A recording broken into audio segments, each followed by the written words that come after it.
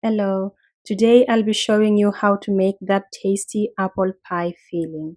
I'll be using 6 Granny Smith apples. They're medium to large sizes. Wash them, peel them, and then we're gonna cut them into pieces.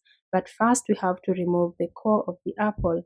Now you can use an apple cutter, but I'm just using a knife this time, and I cut the apple into quarters and then core each piece, and I find it very easy this way, and the core comes out neatly and no pieces left in the apple. So as you can see, I have a bigger knife and a smaller knife. The smaller one lets me do this job of coring quite easily.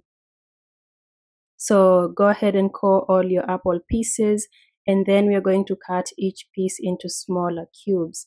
Again, there are many ways to cut your apples into pieces, but I like to cube mine. So I'll just show you here. Cut each piece into 3 longer pieces and then cut those again into, cut it twice, and you get very nice cubes that will cook perfectly in the apple pie, because you don't want this to be too big or too small.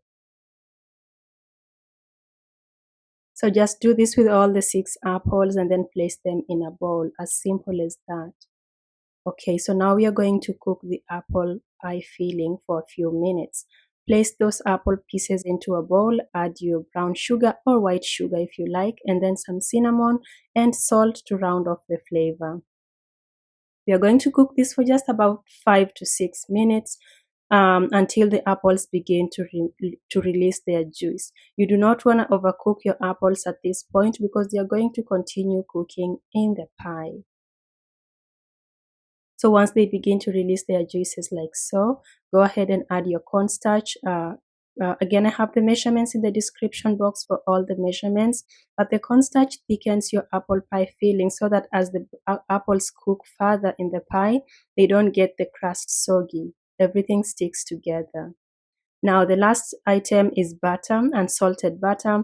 This butter adds creaminess to the filling, because cornstarch can be a bit gummy, but the butter loosens it up and gives the pie filling a really nice flavor and also a nice feel to it. And just like that, your apple pie filling is ready. Let it cool fully before you make your pie. Now I have the pie recipe linked here, the full recipe for the pie, but I'm going to show you very quickly how I placed it in the pie, and then you'll be done with this video.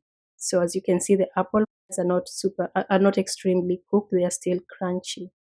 So yeah, this is just a quick overview of how I made the pie, but if you want to watch the full recipe, go ahead and check the link in the description, or it will pop up somewhere here. And it's a very delicious pie. It's a huge pie that I made. Just look at that. It looks beautiful. It was nicely cooked, and it was really, really delicious. Of course, the apple pie filling is a big part of making it delicious. So you have to make sure your apple pie filling is perfect.